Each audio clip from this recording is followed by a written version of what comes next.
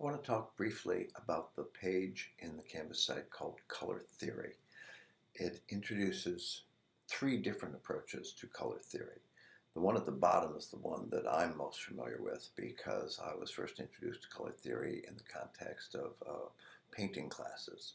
So that approach to color theory is adding colors of paint in which you get complementary colors will cancel out and turn into gray. So if you've got a color wheel that has red on one side, the complement is green. You put the two together and you get a kind of gray. If you take purple and add yellow, you'll get gray. And you take blue and you add orange, you'll get gray. The other two approaches are sort of a more scientific approach about adding color. And then there's the one about adding color made out of light. But down at the bottom of that page, you will find two links. And in those links, if you click on them, they will take you to these sites where you get to actually see how mixing colors works, whether you're mixing colors of pigment or whether you're mixing colors of light. And they're kind of fun to play with because most people won't, sort of even believe, much less understand how when you're adding light, all the colors add up to white. It makes a little more sense with pigment, how if you add all the colors, eventually you're going to get black.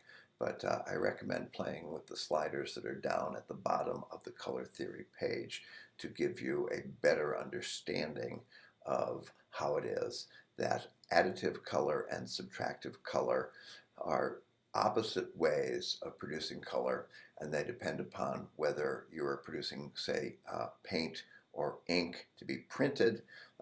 That is going to be sort of subtractive color. And if you are combining different lights, as you would in, say, lighting a stage for a theatrical production, that is going to be additive color. So take a look at those, and I think you'll find them fascinating.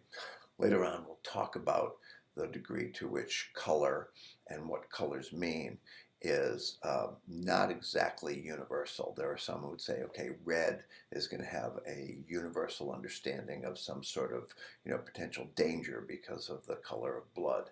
But in different cultures, such as in Western culture, black is the color of mourning. Well, it turns out in China, white is the color of mourning. And although we might associate green with nature, in some cultures there's actually this convention.